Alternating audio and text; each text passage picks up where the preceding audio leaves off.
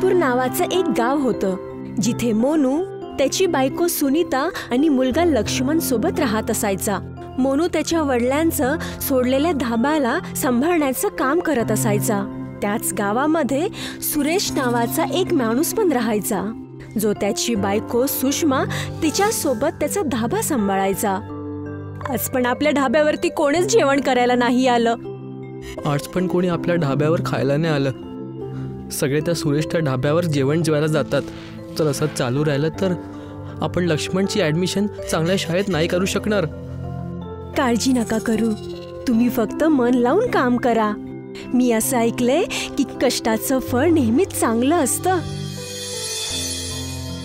सुनीता मोनू सोबत बोलणं करून घरी जाते.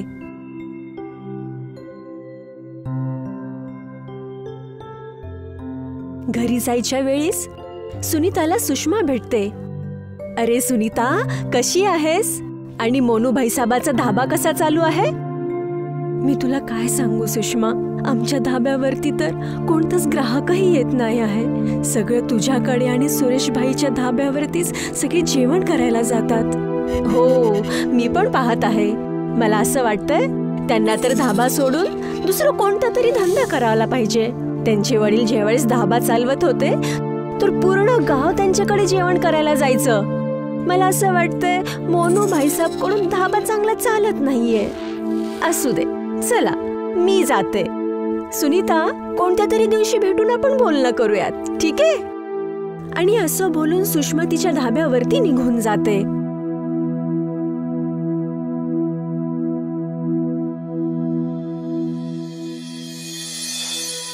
रात्रीची वेळ झाली होती आणि मोनू त्याच्या धाब्यावरून घरी चाललेला असतो.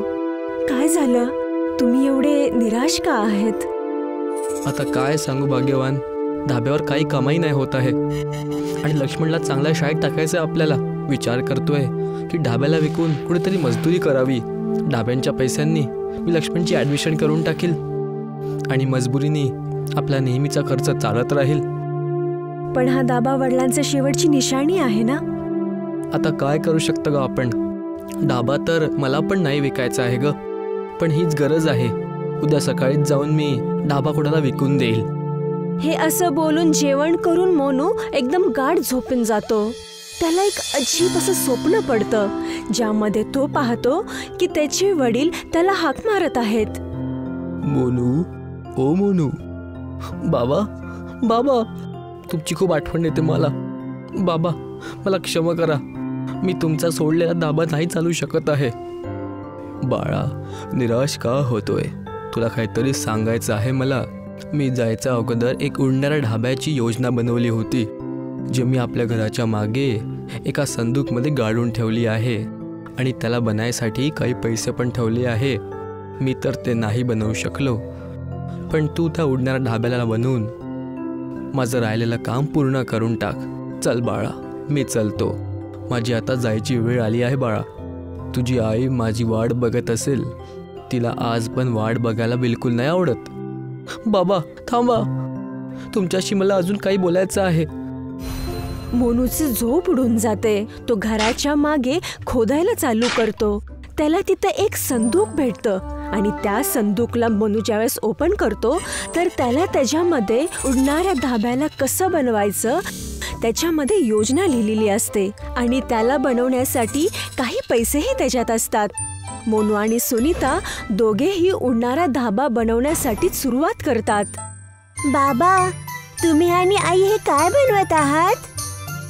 बाळा, आपण उडणारा धाबा बनवतो आहे, ज्यानं लोक आबाळात पण जाऊ शकतील आणि ज्यामुळे सगळी लोक आपल्या धाब्यावरती रोज येतील आणि आपण तुझा दाखला चांगल्या शाळेमध्ये करूयात. थोड्याच दिवसामध्ये मोनू उडणारा धाबा बनवतो, ज्याची तारा एका पहाडवरून दुसऱ्या पहाडवरती जोडलेली असतात. अरे, हे काय आहे? उडण खटोला ढाबा? हो भाऊ, हा ढाबा आकाशात उडतो, ज्याने की ग्राहक जेवणासोबत आकाशातली सैर पण करू शकतात. असं आहे तर मला हा ढाब्यात जेवण करायचं आहे. जसं तो ग्राहक जेवण करण्यासाठी येतो, सुनीता धाब्याला उडवायला सुरुवात करते आणि हळूहळू धाबा आकाशामध्ये उडू लागतो. हा ढाबा तर खरंच उडत आहे. वा, मी आपल्या आयुष्यात कधीच ह्या प्रकारचं जेवण नव्हतं जेवलो. हळूहळू पूर्ण गावामध्ये उडणाऱ्या धाब्याबद्दल चर्चा होऊ लागते. सगळे गावकरी मोनूच्या उडण खटोल्या धाब्यावरती बसून जेवण करायला येतात. थोड्याच दिवसानंतर मोनू लक्ष्मणाचं पण चांगल्या शाळेमध्ये दाखला करतो. आणि दुसरीकडे सुषमा आणि सुरेशच्या धाब्यावरती लोकांचं येणं बंदच झालेलं असतं. ज्यावेळेस पासून हा उडणारा धाबा मोनूने सुरुवात केलेला आहे ना, त्यावेळेस पासून आपल्या धाब्यावरती लोक आलेलीच नाहीयेत. मी ऐकलंय की त्याने आपल्या लक्ष्मणचं ऍडमिशन पण चांगल्या शाळेत केलंय ग. काही ना काहीतरी करावंच लागेल, नाहीतर आपण पूर्ण भिकारी होऊन जाऊ. माझ्याकडे एक आयडिया आहे. मी हे पण ऐकलं आहे की याचा उडणारा ढाबा कुठल्या चावीनं चालतो. सुषमा, माझ्याकडे एक योजना आहे. जे मी म्हणतोय तेच करशील तू. सुरेश सुषमाला योजना सांगतो.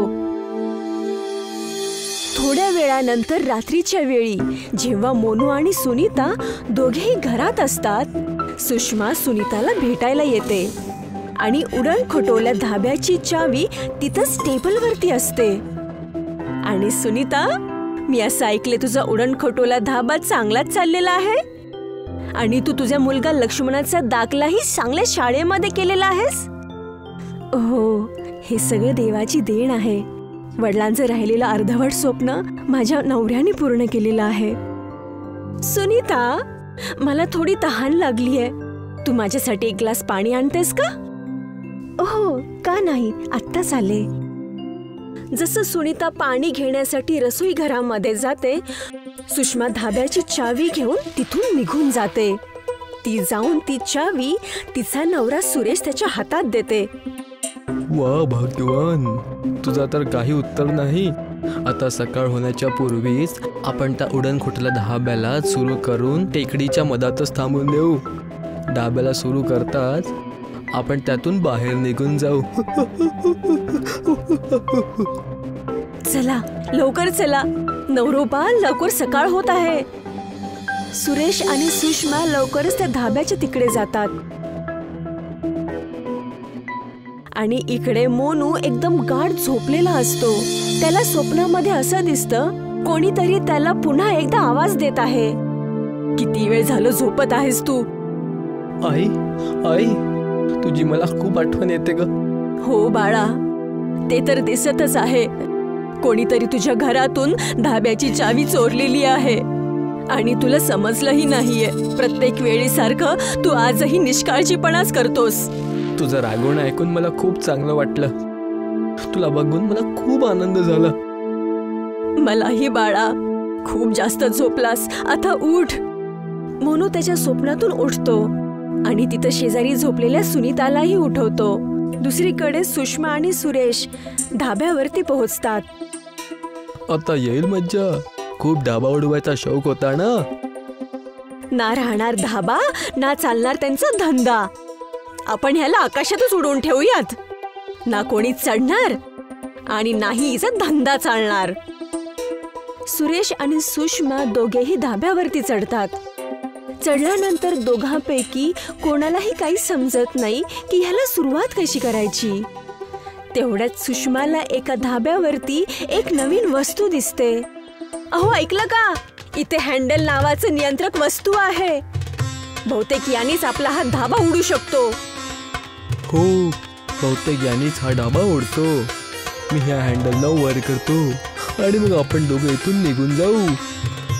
सुरेश हँडलला वरती खेचतो, पण तो वरती जातच नाही.